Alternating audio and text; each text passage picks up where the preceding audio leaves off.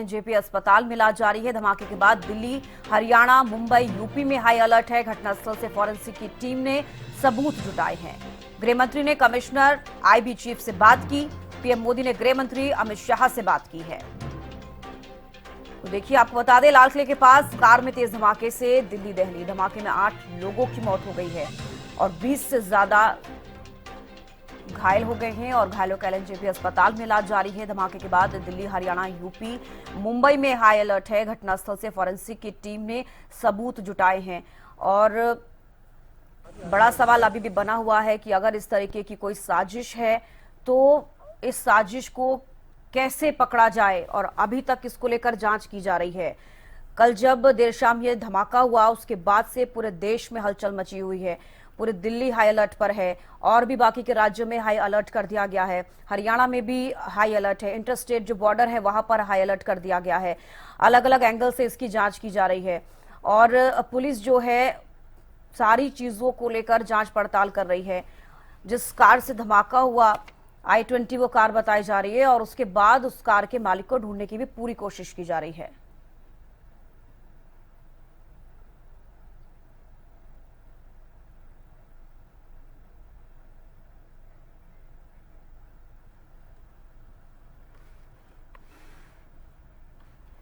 अपराजिता हमारे साथ जुड़ गई हैं और सुरेंद्र शर्मा भी हमारे साथ जुड़ गए हैं। अपराजिता, बेहद ही दुखद घटना जो कल देर शाम हुई, उसके बाद से न केवल सिर्फ दिल्ली, पूरा देश दहलता हुआ नजर आ रहा है। और कल फरीदाबाद से जिस तरीके से डॉक्टर्स की गिरफ्तारी हुई, जिसका मुजम्मिल नाम बताया जा रहा है, डॉक्टर आदिल की गिरफ्तारी हुई है, कई सारी चीजें उलझती हुई नजर आ रही हैं और एक डर लोगों के मन में अभी भी है कि ना जाने घर से बाहर निकलने के बाद उन्हें और कौन सा दूसरा धमाका सुनाई दे। अपराजिता,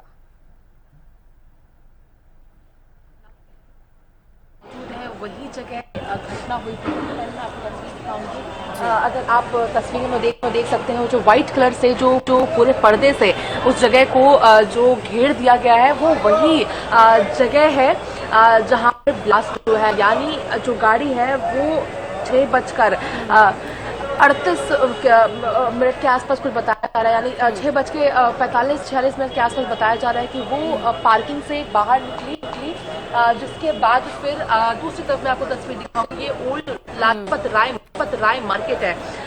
यहाँ ये इलेक्ट्रॉनिक का पूरा मार्केट है। यहाँ से यहाँ पूरा इलेक्ट्रॉनिक का मार्केट है। वहीं दूसरी तो मैं आपको तस्वीर दिखाता हूँ, ये पूरा चांदनी चौक का रास्ता है, यानी जो चांदनी चौक का जो मुर्ख बाजार है वहाँ से शुरू हो जाता है। इन दोनों जगहों के बीच में गाड़ी यहाँ पर आई और कुछ बताया जा रहा है कि गाड़ी आते ही एकदम धीमी स्पीड पर पहुंची, जिसके बाद फिर हालांकि बताया ये जा रहा है सूत्रों के हवाले से कि जो निशाना था वो Lal Qila metro station gate number 1 था, मगर उससे पहले ही धमाका हो गया। धमाके की आवाज़ 1 किलोमीटर तक लगभग सुनाई दी। उस चादर के जो देख सकते हैं तस्वीरों में कि उस चादर के अंदर यानी करीब 5 से 6 गाड़ियां, वहीं 2 ई-रिक्शा और एक ऑटो पूरा नष्ट हुआ है, जल गया था। और इसके आसपास कई गाड़ियां भी यहाँ पर मौके क्षति पहुंची है, यानी गाड़ियों के शीशे टूट गए हैं। मेट्रो स्टेशन के परिसर की अगर मैं बात करती हूँ तो मेट्रो स्टेशन परिसर के अंदर के जो शीशे वो भी टूटे हैं। वही मैं दूसरी तरफ आपको तस्वीर दिखाती हूँ। ये दिल मंदिर है, यानी बताया जा रहा है कि जब विस्फोट हुआ, कल जब धमाका हुआ, जिसके बाद फिर इस जगह की यानी यहाँ पर कई लोगों के जो यानी फटकर जो लोग हैं या फिर जो पाकिस्तान है दिखाती हूँ तो खुद में अनुमान लगाया जा सकता है कि बड़ी जो विस्फोट हुई कितना ज़्यादा क्षति से पहुँची है, क्योंकि इस मंदिर के जो शीशा है वो भी टूट गया। हम देख सकते हैं कि जो शीशा है इस विक्रम जैन मंदिर के अंदर का, तो शीशा में भी काफ़ी ज़्यादा नुकसान पहुँचा है। शीशा में भी काफ़ी ज़्यादा नुकसान पहुँचा है। सर, क्या कुछ चीज़ें हुई थी बताया? मैं यहाँ खड़े होकर में काम कर रहा था तो अचानक ब्लास्ट हुआ, जिससे मेरा शीशा टूटा।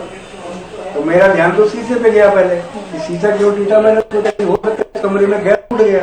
तो नजर में मेरी जब बाहर गई तो बाहर बहुत तेज भगदड़ मच रही थी, क्योंकि ये बहुत व्यस्त इलाका है।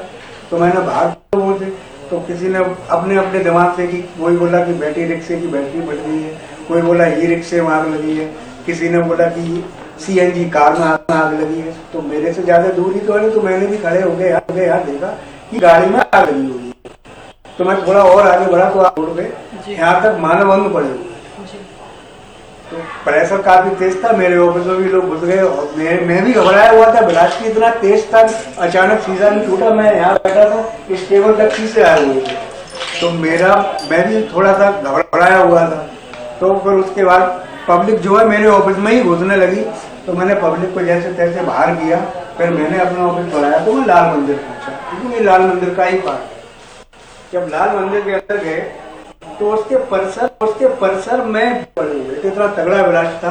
और गाड़ी वाड़ी जो टूट फूटी है, उनके पुर्जे भी उड़ के लाल मंदिर के परिसर में पड़े हुए थे। और मेरे ही ऑफिस में नुकसान नहीं हुआ है, लाल मंदिर में भी शीशे टूटे, उसमें भी नुकसान हुआ। बराबर यहाँ भी नुकसान हुआ। हिसाब से 15-20 गाड़ियाँ भी खराब हो गई हैं। और 15-20 गाड़ी खराब होने का मतलब कि गाड़ियों में तो सवारी होगी निश्चित ही, उनका सबका ही मतलब 10-12 बॉडियाँ ऑलरेडी वहाँ पड़ी हुई।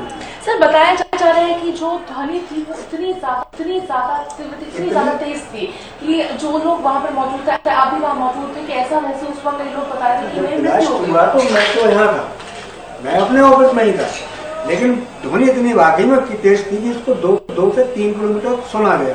क्योंकि मैं फिर करीब रात को 9 बजे यहाँ से गया हूँ, आपसे दरियागंज से या आपके शास्त्री नगर तक के आए हुए थे। तो वो भी इसी धमाके के चक्कर में आए थे कि क्या हुआ कि मतलब आवाज वहां तक, यहाँ से 2 से 3 किलोमीटर तक आवाज सुनाई।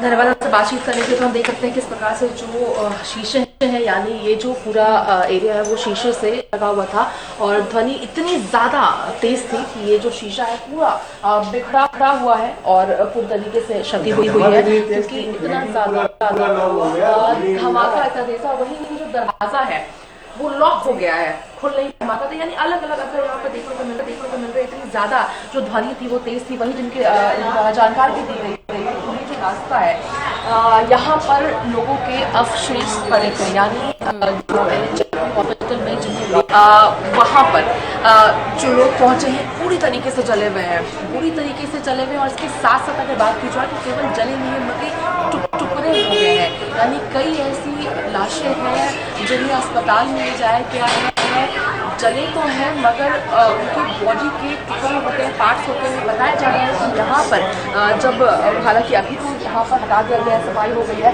मगर सुबह यानी कल रात की अगर बात करते हैं तो कल रात के समय पर तस्वीर अगर आप यहाँ दिखाइए, टुकड़े हैं वो रास्तों पे नजर आ रहे थे पूरी तरीके से कह सकते हैं कि। और जो ध्वनि जैसे जो चश्मदीद है यहाँ पे उनके द्वारा जानकारी भी दी जा रही है कि काफ़ी ज़्यादा तेज़ ध्वनि थी, 3-4 किलोमीटर दूर तक ये ध्वनि जा सकती है। वहीं वापस मैं आपको बनी यहाँ पे सुरक्षा को भी दिखाना चाहूँगी। इस पूरे रात कर दिया है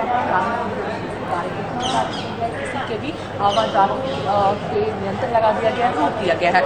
केवल चूंकि सुरक्षाकर्मी, जांच एजेंसी और वही मीडिया की अगर बात करते हैं केवल वही ही, मगर मीडिया की भी अगर बात की जाए तो केवल कुछ जगह तक, कुछ सीमा तक ही जाने की इजाज़त है। इसके अलावा पूरी तरीके से बालकनी कर दिया गया है और आवाजाही पर पूरी तरीके से रोक लगा दिया गया है। तस्वीर दिखाती हूँ तो जो लोग हैं यानी जो चांदनी चौक का ये मार्केट है पूरा काफ़ी दूर तक लोगों को रोक दिया गया है और आगे आने की जो इजाज़त है वो नहीं दी जा रही है। हालांकि लोग कई खड़े हैं, काफ़ी उत्सुकता भी लोगों के अंदर होती है, हालांकि डर है मगर उत्सुकता भी लोगों को होती है क्या यहाँ आकर देखें कि क्या कुछ हुआ है। और लोगों को पूरी तरीके से रोक दिया गया है। अगर हम रात की बात करते हैं तो NSG की टीम पहुंची हुई थी, तमाम एजेंसियां भी जांच कर रही है, पड़ताल कर रही है कि आखिर क्या कारण था, क्या कुछ चीज़ें थी। वहीं अगर हम अभी की बात करते हैं तो देखिए सबसे पहले तो सुरक्षा को देखते हुए और तमाम जो हुई है कल उसको देखते हुए गृह मंत्री अमित शाह के द्वारा है उस मीटिंग की अगर हम बात करते हैं तो कौन कौन उस मीटिंग में मौजूद रहने वाले हैं। तो सबसे पहले उस मीटिंग की अगर बात की जाए तो 11 बजे ये मीटिंग शुरू होने वाली थी। वीडियो कॉन्फ्रेंसिंग के जरिए गृह मंत्री अमित शाह इस बैठक की अध्यक्षता करने वाले थे। वो अपने आवास से इस बैठक की अध्यक्षता कर रहे हैं और साथ ही इस बैठक में गृह सचिव गोविंद मोहन, इंटेलिजेंस ब्यूरो के निदेशक दिल्ली पुलिस आयुक्त और अन्य वरिष्ठ अधिकारी इसमें मौजूद हैं। वीडियो कॉन्फ्रेंसिंग के जरिए वो सभी इस मीटिंग में जुड़े हैं और समीक्षा की जा रही है कि आखिर क्या कुछ चीज़ें रही थी। फरीदाबाद से लिंक किया जा रहा है और वहीं देखिए उस गाड़ी की भी देखिए अगर बात करते हैं वापस से पार्किंग में वो गाड़ी लगी हुई थी। बताया जा रहा है कि 3-3.5 घंटे के आसपास पार्किंग में वो गाड़ी लगी हुई थी। उमर, हालांकि इसकी अभी तक पुष्टि नहीं हो पाई है। उमर बताया जा रहा है उसका नाम, कि वो उमर व्यक्ति पहुंचा, पार्किंग में आया और 3-3.5 घंटे के आसपास वो गाड़ी में ही मौजूद रहा। थोड़ी देर के लिए भी गाड़ी से बाहर नहीं निकला। 2 कारण बताए जा रहे हैं। पहला, या तो इंतजार कर रहा था कि कोई टिप मिलेगी या कोई इन्फॉर्मेशन आएगी, कोई जानकारी मिलेगी या कुछ किया जाएगा, जिसके बाद फिर वो आगे का जो भी कार्रवाई उसे करनी थी वो करेगा, या फिर कोई और भी कारण हो सकते। इंतजार कर रहा था, प्रेस कॉन्फ्रेंस हुई थी फरीदाबाद में, जिसके बाद और भी चीज़ों को लेकर, क्योंकि कहीं ना कहीं संदेह था कि अब बड़ा फूट चुका है। फरीदाबाद से लिंक किया जा रहा है कि संभव है कि उसका जो फरीदाबाद में जिन्हें अरेस्ट किया गया है, जो तमाम चीज़ें वहाँ, उन सभी से उसका भी कनेक्शन था, जिसके बाद फिर उसने आत्मदाह की। जो प्लानिंग है वो उस वक्त उसने की और 6:48 से बाहर निकला, गाड़ी तेजी से आई, यहाँ पहुंची, इसी रास्ते पर पहुंची और गाड़ी धीरे हो गई, जिसके बाद मास्क पहना हुआ था, हालांकि उसने मास्क पहना हुआ था, और धीरे हुई, जिसके बाद फिर ब्लास्ट हुआ। गाड़ी के पिछले हिस्से में ब्लास्ट हुआ है। पूरी तरीके से 5 की गाड़ियां जल गई, 2 ई-रिक्शा जल गए, ऑटो जल के, इसके अलावा जो नुकसान हुआ है, कई गाड़ियों का नुकसान हुआ। तो अपराजिता का क्या मंजर था वो जान देखा। लौटूंगी आपके पास, सुरेंद्र शर्मा भी हमारे साथ बने हुए हैं। सुरेंद्र, जिस तरीके से दिल्ली के लाल किले के पास जो ब्लास्ट हुआ, उसके बाद से न केवल सिर्फ हरियाणा, दिल्ली, मुंबई, यूपी, मध्य प्रदेश, कई जगहों पर अलर्ट है। हरियाणा में अभी फिलहाल किस तरीके की सुरक्षा व्यवस्था देखी जा रही है, किस तरीके से अलर्ट किया गया है? जी देखिए, बिल्कुल हरियाणा प्रदेश के एक फरीदाबाद से विस्फोटक पदार्थ मिलना, उसके बाद में साए लाल किला के समीप बिल्कुल ब्लास्ट हो जाना, इससे एकदम से हरकत में प्रशासन आया है। देश की सरकार भी आई है और प्रदेश की सरकार भी आई है। वहीं गृह मंत्री ने भी बात की है और हाई अलर्ट पूरे प्रदेश में कर दिया गया है। वहीं उच्च अधिकारियों द्वारा भी, चाहे रेलवे स्टेशन हो, चाहे लोकल पुलिस प्रशासन हो, उनको आदेश दिए गए हैं कि सभी जगह जो संदिग्ध व्यक्ति है या कोई सामान दिखता है उसकी चेकिंग की जाए और एक जगह को तलाशा जाए, ताकि ऐसी घटना फिर दोबारा से ना हो। इसको लेकर प्रशासन की ओर से भी, अगर जिला चक्की दादरी की बात करूं तो 54 नाके लगाए गए हैं और 700 के करीब पुलिसकर्मी तैनात कर दिए गए हैं, जो यहाँ जांच में जुटे हुए हैं और तलाशी लोगों की ले रहे हैं। जो भी गाड़ी दिखती है उसको रोकते हैं और नाके पे लगाकर उसकी चेकिंग की जाती है, सामान की चेकिंग की जाती है। वहीं अगर मैं रेलवे स्टेशन की बात करूं तो रेलवे स्टेशन पर भी जितनी भी गाड़ियां आती हैं या फिर यहाँ के जो यात्री यहाँ पहुंचते हैं स्टेशन पर, सभी की तलाशी जीआरपी चौकी में जो जितने भी कर्मचारी हैं वो तलाशी ले रहे हैं और पूछताछ भी कर रहे हैं, ताकि ऐसा कोई संदिग्ध व्यक्ति ना छूट जाए जिससे यह हादसा फिर दोबारा से देखना पड़े। पूरे प्रदेश में ऐसा अभियान पुलिस प्रशासन द्वारा चलाया जा रहा है, चाहे वो रेलवे स्टेशन हो, चाहे या फिर अपने लोकल प्रशासन हो, सभी की ओर से ये एक एकत्रित होकर ये अभियान चलाया जा रहा है और एफएसएल की टीमें भी तैयार हैं। ऐसा कोई अगर कोई संदिग्ध सामान या फिर कोई गाड़ी दिखती है तो वो स्पाइक डॉग के साथ पहुंचते हैं और तलाशी भी लेते हैं। वहीं अगर यहाँ के चौकी इंचार्ज की बात करें तो उनका कहना है कि कल रात से ही उच्च अधिकारियों का बिल्कुल उनको आदेश आया था, तब से सभी पुलिसकर्मी रात से यहाँ तैनात हैं। एक चीज की तलाशी की जा रही है और किसी भी संदिग्ध व्यक्ति को देखकर उससे पूरी गहनता से पूछताछ की जा रही है। जी ठीक है सुरेंद्र, लौटूंगी आपके पास। अपराजिता लगातार हमारे साथ बनी हुई है। अपराजिता, जिस तरीके से कल तस्वीरें सामने आई उसके बाद से कई सारी चीजें जो है अब बदलती हुई नजर आ रही हैं। आप भी जहां से अभी लाइव दे रहे हैं, आपने तस्वीरें दिखाई हैं, काफी शांत माहौल वहां नजर आ रहा है, क्योंकि अगर लाल किले मेट्रो स्टेशन का जिक्र करें उसको भी पूरी तरीके से बंद कर दिया गया है। इसके अलावा कौन कौन से बदलाव किए गए हैं? जिस रास्ते से, जिस रूट से आप वहां पर पहुंची है, आपने भी आसपास देखा होगा, कहाँ कहाँ पर चीजों को बदलाव किए गए हैं, क्या रूट डाइवर्ट किए गए हैं, क्या रूट बंद किए गए हैं, जानकारी चाहूंगी अपराजिता। बिल्कुल, देखिए सबसे पहले तो लाल किला जो मेट्रो स्टेशन है उसका गेट नंबर 2 और गेट नंबर 4 अगली जो भी इन्फॉर्मेशन बंद है और वहाँ से आवाजाही बंद कर दिया गया है। इसके अलावा इस पूरी जगह को पूरी तरीके से कार्डन ऑफ कर दिया गया है, किसी के भी आवाजाही पर रोक लगा दिया गया है। चांदनी चौक पहुंचने के लिए यानी करीब आपको 1 किलोमीटर यानी जो ITO के पास जो के आगे जो हम जाते हैं उसके बाद चांदनी चौक का जो इलाका आता है वहाँ से जो लाल बत्ती है वहाँ से आपको ड्रॉप लेना पड़ेगा। उसके बाद वहाँ से किसी वाहन को जाने नहीं दिया जा रहा है और आपको पैदल चलकर इस इलाके तक पहुंचना होगा। इसके अलावा जो सिक्योरिटी है वो पूरी तरीके से बढ़ा दी गई है। सबसे पहले किन किन जगहों की सिक्योरिटी बढ़ा दी गई है, मतलब उससे पहले मैं बैठक पे आती हूँ कि गृहमंत्री अमित शाह के आवास पर एक महत्वपूर्ण बैठक हुई है और न केवल दिल्ली बल्कि जम्मू कश्मीर के जो जम्मू कश्मीर पुलिस के जो महानिदेशक हैं वो भी वर्चुअली इस बैठक में उन्होंने भी शामिल हुए। केंद्रीय गृह सचिव गोविंद मोहन, खुफिया ब्यूरो के निदेशक, राष्ट्रीय जांच एजेंसी के महानिदेशक और दिल्ली पुलिस आयुक्त भी इस बैठक में शामिल थे और तमाम जो जानकारी है साझा किया गया, क्या कुछ अपडेट है, सुरक्षा के क्या हाल है और जो कनेक्शन किया जा रहा है। यानी गृहमंत्री अमित शाह के द्वारा कल बताया गया था कि हर तरीके से देखा जा रहा है, यानी क्या हुआ है फरीदाबाद हो जाए, गुजरात हो जाए, तमाम यहाँ पे खंगाला जा रहा है, तमाम चीजें इस बैठक में संभवतः हुई होगी। बहरहाल क्या सुरक्षा की बंदोबस्त है पूरा दिल्ली में।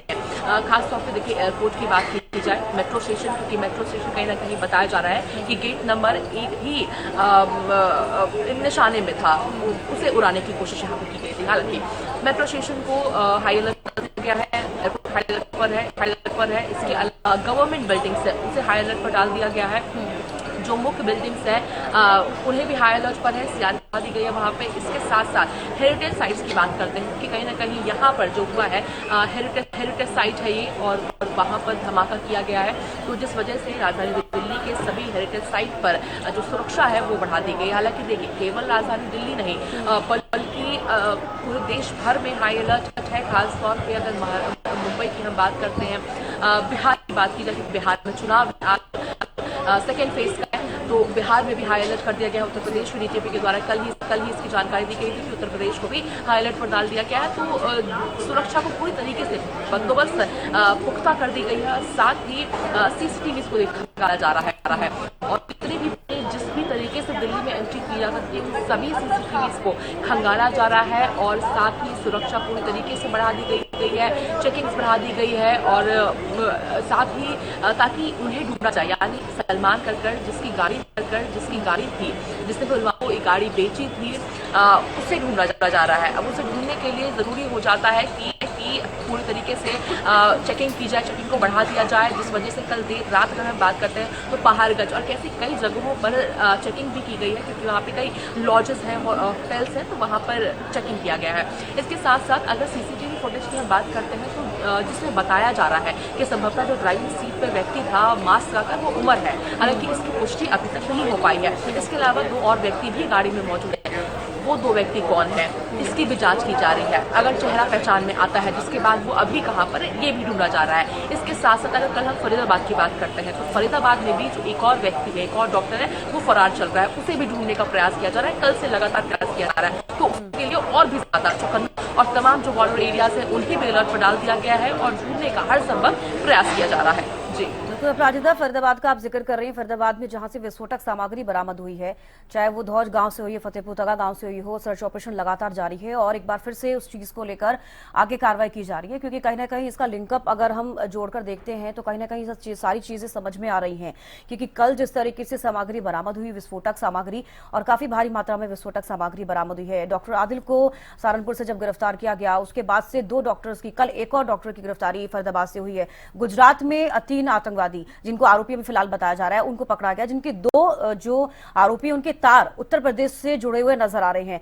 तो कहीं ना कहीं ये पूरा जाल फैलता हुआ नजर आ रहा है अपराजिता, और बेहद जरूरी है इन चीजों की जांच पड़ताल करना और तह तक पहुंचना कि आखिरकार कौन इसके पीछे है और किस तरीके की साजिश है इन लोगों की। देखिए सबसे पहले तो अगर बैकग्राउंड दिया जाए तो गुजरात की बात करते हैं, पकड़ा गया था ISI से उनके संपर्क थे। गुजरात से अरेस्ट किया गया। जब उनसे गुजरात ATS के द्वारा जब पूछताछ की गई तो जो जानकारी निकल कर सामने आई है तो उनके द्वारा बताया गया कि दिल्ली और साथ ही इसके अलावा दिल्ली के अलावा लखनऊ और एक और किसी जगह की उन्होंने रेकी की थी, जिसके बाद यानी रेकी करने के बाद फिर उनका आज ही यानी सोमवार को उनका धमाके का जो उनका प्लान था, यानी आज सोमवार को दिल्ली में भी धमाका वो करना चाह रहे थे और RSS की जो बिल्डिंग है लखनऊ में वहाँ वो उनके निशाने पे था, यानी दिल्ली के आज़ादपुर मंडी में तबाही मचाने का उनका पूरा प्लान था और साथ ही RSS की बिल्डिंग को भी उड़ाने का उनका प्लान था। रेकी भी की जा चुकी थी, यानी जगह बदला ज़रूर गया मगर उसी तारीख को किया गया। तो ये कहीं ना कहीं गुजरात से इस चीज़ को लिंकअप जरूर करता है। इसके साथ साथ अगर फरीदाबाद की भी हम बात करते हैं अब, और इस बीच एक बड़ी खबर सामने आ रही है। फरीदाबाद में पुलिस का सर्च ऑपरेशन जारी है। बरामद हुए विस्फोटक पदार्थ को लेकर अभी जांच की जा रही है। अल-फलाह यूनिवर्सिटी में पुलिस का सर्च अभियान चल रहा है। गांव धौज फतेहपुर तगा में पुलिस का सर्च ऑपरेशन जारी। फरीदाबाद पुलिस के लगभग 800 पुलिसकर्मी हैं जो जांच में जुटे हुए हैं। फरीदाबाद में पुलिस का सर्च ऑपरेशन चल रहा है। सर्च ऑपरेशन जारी है।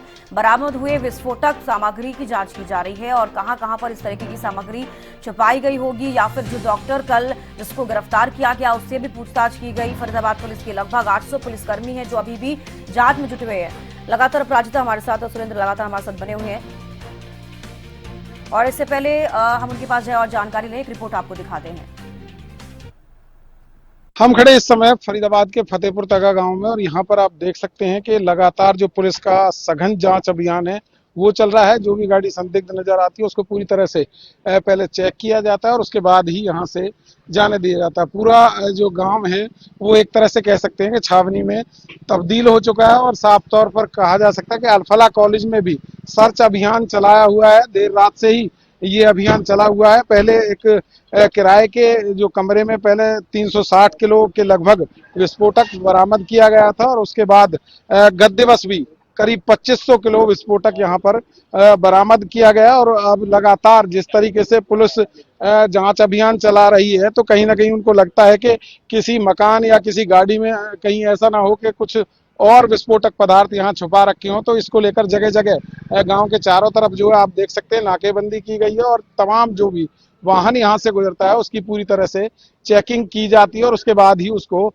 दूसरी तरफ जो है जाने दिया जाता है। तो कहीं ना कहीं करीब 800 पुलिसकर्मी यहाँ पर लगे हुए हैं और लगातार जिस तरीके से चेकिंग अभियान चलाया गया है और साफ तौर पर कह सकते हैं कि जो डॉक्टर मुजम्मिल है वो यहाँ की अल-फलाह जो यूनिवर्सिटी है वहां से उसको पकड़ा गया था और उसके बाद तमाम जो है खुलासे होते चले गए। खुलासे की बात करें तो यहाँ से भारी मात्रा में इसी गांव से विस्फोटक जो है बरामद किया गया था और लगातार जिस तरीके से आतंकी संगठनों से इनके तार जुड़ने की जो बात कही जा रही है तो कहीं ना कहीं उसके मद्देनजर पूरी सुरक्षा व्यवस्था यहाँ पर बरती जा रही है और लगातार तमाम जो गाड़ियां हैं उनकी चेकिंग की जा रही है। साथ ही आप देख सकते हैं हथियारबंद पुलिसकर्मी लगातार यहाँ आपको पहरा देते हुए नजर आएंगे। पूरी रात से अभियान यहाँ पर चला हुआ है और क्या कुछ इनको ऊपर से आदेश मिले हैं उनसे पूछ लेते हैं। भाई साहब क्या आदेश मिले हैं चेकिंग के? सभी गाड़ियां जो भी बाहर जाएंगी या अंदर आएंगी सबको चेक करके भेजना।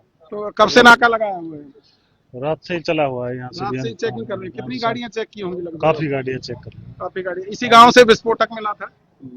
ये हाँ इसी गांव से मिला था ना? इस फतेहपुर तगा है ना ये गांव? इस बारे में हाँ ये फतेहपुर तक का गाँव है। इसी की बात है। इसी की बात है। तो कहीं ना कहीं इसी गांव से जो विस्फोटक मिला था और आप देख सकते हैं कि लगातार जो है जांच प्रक्रिया है वो चल रही है और पूरी रात जो है यहाँ पर चेकिंग अभियान इनके द्वारा चलाया गया है। फरीदाबाद से हरियाणा न्यूज के लिए देखिए, दिल्ली के लाल किले के पास जो धमाका हुआ है उसके बाद से अब तक और जो उससे पहले से सर्च ऑपरेशन जो चल रहे थे अब और भी ज्यादा इसको लेकर कार्रवाई जो है की जा रही है। हर जगह पर नाके लगे हुए हैं, लोगों की चेकिंग की जा रही है। कार अगर वहां से गुजर रही है, इंटरस्टेट बॉर्डर्स पर सिक्योरिटी बढ़ा दी गई है क्योंकि बहुत ही सेंसिटिव है पूरा मामला होता हुआ नजर आ रहा है। कहां सिर्फ एक डॉक्टर आदिल ने जैश ए मोहम्मद के समर्थन में पोस्टर्स लगाए थे और उसको ढूंढने की फिराक में जम्मू कश्मीर की पुलिस निकली और सहारनपुर से जब उसे गिरफ्तार किया गया उससे अब तक कल दिल्ली में जब देर शाम धमाका हुआ, आप समझ सकते हैं कि कितने सारे लिंक जुड़ते हुए अब नजर आ रहे हैं। अपराजिता और सुरेंद्र लगातार हमारे साथ बने हुए हैं। अपराजिता अपनी बात पूरी कीजिए। देखिए अभी जिस तरह से आपने जिक्र भी किया कि कोशिश से जहाँ पर शुरुआत हुई थी जिसके बाद अब यहाँ तक कि दिल्ली में जो अटैक हुआ, मगर देखिए अगर हम लिंक की बात करते हैं तो ये बताया जा रहा है कि 2017 में एक ऑर्गेनाइजेशन की शुरुआत हुई थी जिसका जो नाम है वो बताया जा रहा है गजवल उल हिंद, जिसकी शुरुआत 2017 में हुई थी। हालांकि जो दोनों डॉक्टर अरेस्ट किए गए हैं सहारनपुर से और फरीदाबाद के डॉक्टर है, दोनों का ये बताया जा रहा है कि दोनों ऑर्गेनाइजेशन को हालांकि जश्न ए मोहम्मद के साथ बिल्कुल उनका लिंक था, संपर्क में थे, मगर इन दोनों को बढ़ावा यानी वापस से एक्टिव करने के प्रयास में ये जो पूरा जो ग्रुप है वो लगा हुआ था। यानी चाहे हम सहारनपुर की बात कर लें, पुलवामा की बात कर लें, जम्मू कश्मीर की यानी फरीदाबाद की बात बात कर ली जाए, उम्र की अगर हम बात कर लेते हैं, अगर जो संदिग्ध है इसमें और शायद बताया जा रहा है कि वही गाड़ी में मौजूद था, तो तमाम जो बताया जा रहा है कि जो एक ऑर्गेनाइजेशन था जो अंसार के द्वारा यानी अंसार गजवे उल हिंद जो 2017 में हिजबुल मुजाहिदीन के पूर्व कमांडर जाकिर मूसा के द्वारा गठित किया गया था, वो ऑर्गेनाइजेशन काफ़ी समय से इनएक्टिव था, जिसे एक्टिव करने का प्रयास इन लोगों के द्वारा किया जा रहा था। यहाँ से बात शुरू हो जाती है, जिसके बाद में तमाम जो चीज़ें यहाँ पर की गई थी। हालांकि देखिए ये भी बताया जा रहा है कि ये सुसाइड केस है, यानी सुसाइड बॉम्बिंग का मामला है और सुसाइड बॉम्बिंग की गई है। और क्योंकि कहीं ना कहीं उसे ऐसा भी लग रहा था कि अब पकड़ा जाएगा, जैसे ही फरीदाबाद में प्रेस कॉन्फ्रेंस हुआ, सुरक्षा बढ़ा दी गई, घर पकड़ा जा रहा था तमाम, तो कहीं ना कहीं ऐसा लगा कि अब बचना मुश्किल हो जाएगा, जिस वजह से फिर यहाँ पर उसने ये जो प्लानिंग है वो उसने की है। तो बिल्कुल सुरक्षा भी देखिए राजधानी दिल्ली में बिल्कुल पूरी तरीके से बढ़ा दी गई। हालांकि एक और किस तरीके से पूरा जो कार्यक्रम यहाँ पे है, हालांकि कानून लोग यहाँ पर काफी ज्यादा चहल पहल कई भारत चांदनी चौक में कपड़े की दुकान नहीं होता है, मगर इलेक्ट्रॉनिक्स की दुकान है। खासतौर पर अगर बात के समय हमने देखा कि फॉरेंसिक टीम घटनास्थल पर पहुंची हुई थी और जिस तरीके से जांच लगातार जारी है, अभी कौन कौन सी टीम वहां पर मौजूद हैं? बिल्कुल देखिए, अभी थोड़ी देर पहले एनएसजी की टीम यहाँ से अभी रवाना हुई है, पहुंची थी, पूरे जांच पड़ताल तमाम चीज़ें की गई है, जिसके बाद फिर अभी यहाँ से रवाना हुई है। इसके अलावा अगर अन्य जांच एजेंसियों की बात करें तो वो भी पहुंची भी थी और यहाँ पे, और संभव है कि अगर और भी जाँच वगैरह किया जाता है जिसके बाद एनआईए को ये पूरा जो केस है वो सौंप दिया जाएगा, तो उसकी टीम भी यहाँ पर पहुँचती हुई नजर आ सकती है। वहीं एनआईए की बात करें तो डॉग स्नाइपर के साथ वो लोग पहुँच गए और पूरा जो इलाका है छानबीन किया गया है, क्योंकि टुकड़ों में जिस प्रकार से पूरी डीएनए की आवश्यकता पड़ेगी, क्योंकि टुकड़ों में जो लाश है वो बिखर गए थे, तो डॉग स्नाइपर की भी आवश्यकता थी और कहीं और इस प्रकार की कोई संदिग्ध वस्तु तो नहीं है। इन चीज़ों के लिए भी डॉग स्नाइपर की आवश्यकता पड़ती है, तो तमाम चीज़ों की जो टीम है यहाँ पे पहुंची हुई थी। हालांकि अभी की हम बात करते हैं, यहाँ पे थोड़ी शांति अभी जरूर है, मगर चौकन्ना जरूर दिल्ली पुलिस को रखा गया है। जी प्राची, लौटूंगी आपके पास। सुरेंद्र भी लगातार हमारे साथ बने हुए हैं। सुरेंद्र, देखिए इंटर स्टेट बॉर्डर्स पर भी लगातार अब चेकिंग की जा रही है, जो लोग आ जा रहे हैं उनके वाहनों को चेक किया जा रहा है, जैसे कि सिक्योरिटी पर्पस के हिसाब से चीज़ें की जाती हैं, वो तमाम चीज़ें अब देखने को मिल रही हैं। फिलहाल सुरक्षा व्यवस्था की बात की, किस तरीके से वहाँ पर अब सुरक्षा व्यवस्था देखने को मिल रही है, लेकिन लोगों की अगर हम बात करते हैं, जनता की बात करते हैं, कैसा माहौल अभी चरखी दादरी में, क्योंकि कई जिलों में, कई राज्यों में काफ़ी पैनिक स्थिति फिलहाल देखने को मिल रही है इस धमाके के बाद से? जी देखिए, बिल्कुल जब धमाके हुए थे उसके बाद से इन लोगों में कहीं ना कहीं जो भय का माहौल है वो बना तो है, लेकिन लोगों को विश्वास है कि जल्द ही इन ऐसी स्थिति को काबू करने में हमारा प्रशासन, हमारी सरकार बिल्कुल सक्षम है। और यहाँ अगर सुरक्षा की बात की जाए तो यहाँ जो हरियाणा का बॉर्डर है, दिल्ली का बॉर्डर है, सब पे एकदम से सख्ती कर दी गई है और आने जाने वाली जो गाड़ियां हैं उनको चेकिंग भी किया जा रहा है और हाई अलर्ट यहाँ बिल्कुल कल रात से ही लागू कर दिया गया था।